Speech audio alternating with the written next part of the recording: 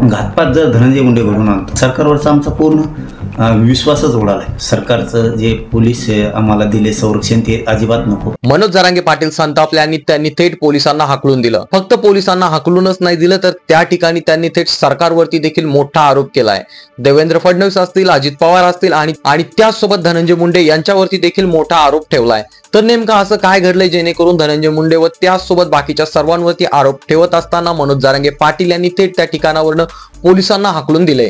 तर चला पाहूया. परंतु तत्पूर्वी तुम्हाला विनंती असेल, आपल्या चॅनलवरती नवीन असाल तर चॅनलला नक्कीच सबस्क्राईब करा. सर्वात अगोदर मनोज जरांगे पाटील यांनी पोलिसांना हाकलून दिला आणि त्या ठिकाणी हाकलून देत असताना त्यांनी सरकारवरती आरोप ठेवला की या ठिकाणी सरकार जे आहे माझ्या घातपाताचा जो काय कट असणारा आरोपी होता त्याला पाठीमागे घालत आहे आणि त्यामुळे मला खोटारडेपणा आवडत नाही. हे जर सरकार खरं असेल आणि त्यांच्या मनामध्ये गरिबांबद्दल दयाची भावना असेल किंवा त्यांना जर खरंच सत्याला न्याय मिळवून द्यायचा असेल तर या सरकारने माझ्या बाजूला उभं राहायला पाहिजे होतं. परंतु हे सरकार खोटारडे आहे आणि त्यामुळे सरकार असेल, सरकारचे कुठले लोक असतील म्हणजे पोलीस असतील किंवा इतर कुठले त्यांचे कर्मचारी असतील यांच्यावरती माझा काडीचाही भरोसा राहिलेला नाही, अशा प्रकारचं वक्तव्य करत त्या ठिकाणी मनोज जरांगे पाटील यांनी पोलिसांना हाकलून दिलं. आणि त्याचसोबत बोलत असताना त्यांनी सरकारवरती ठपका ठेवला की सरकारमध्ये असणारे सर्वचे सर्व लोक जे आहेत यापैकी कोणावरही माझा भरोसा राहिलेला नाहीये. ते बोलत असताना त्यांनी सांगितलं की माझ्या घातपाताचा जो कट आहे मुख्य आरोपी याचा धनंजय मुंडे यांनी सापळा रचला होता मला संपवण्यासाठी. परंतु मी एक मराठा योद्धा आहे आणि मी कधी अशा लोकांना शरण जाणार नाही आणि यांच्याकडनं मी कधीही संपणार नाही, अशा प्रकारचं वक्तव्य करत त्यांनी जे सर्वात मोठा आरोप धनंजय मुंडे यांच्यावरती ठेवला.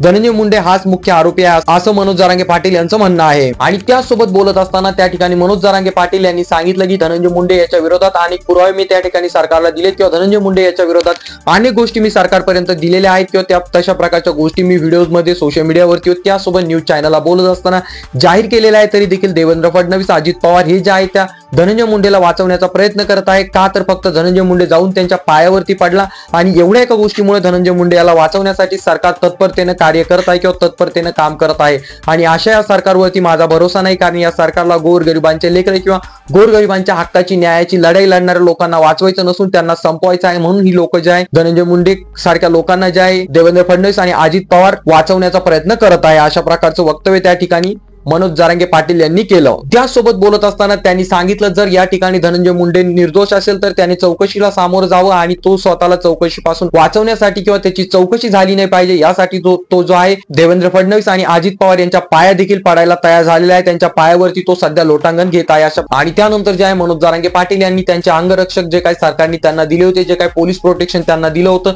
ते संपूर्णच्या संपूर्ण काढून घेण्याचं परिपत्रक जे आहे पोलिसांना दिलं आहे आणि त्यासोबत पोलिसांना त्या ठिकाणावर त्यांनी हाकलून दिलेला किंवा पोलिसांना त्या ठिकाणावर काढून दिलेला आहे. मनोज जरांगे पाटील यांच्यासोबत जे काही अंगरक्षक राहत होते पोलीसवाले त्यांना जे गाडीमध्ये बसण्याची देखील परवानगी दिली नाही आणि त्यांना सांगितलं की इथून तुम्ही आता तुमच्या कामाला लागा, इथून पुढे मोकळं मैदान आहे. जर सरकार आमने सामने करायला तयार आहे तर मी देखील आमने सामने त्यांना भिडायला तयार आहे, अशा प्रकारचं वक्तव्य करत त्या ठिकाणी जे आहे इथून पुढे मैदान मोकळं आहे आणि आता मी सरकारला जर नाकीनं आणून नाही दाखवले तर मी पण मनोज जरांगे पाटील नाही, असं वक्तव्य त्यांनी त्या ठिकाणी केलं. आणि जर माझ्यासोबत काही घातपात झाला किंवा माझ्यासोबत कुठलं वाईट कृत्य घडलं तर याला फक्त सरकार जबाबदार असेल, अजित पवार, देवेंद्र फडणवीस हे दोघं जबाबदार असतील आणि तो धनंजय मुंडे जबाबदार असेल, असं त्या ठिकाणी म्हणणं मनोज जरांगे पाटील यांचं आहे. आणि हे सरकार जे आहे गोरगरिबांचं सरकार नसून किंवा इथल्या मराठा बांधवांना यांना न्याय मिळवून द्यायचा नाही तर त्या उलट फक्त यांना मराठ्यांची व त्यासोबत माझ्यासारख्या गोरगरीब घरातून येणाऱ्या एखाद्या व्यक्तीची बदनामी करायचं आहे, असंच काम हे सरकार करताना दिसत आहे, अशा प्रकारचं म्हणणं जे आहे मनोज जरांगे पाटील यांनी त्या ठिकाणी मांडलं. आणि त्याचसोबत त्या ठिकाणी संतापलेल्या भावनेने त्यांनी सांगितलं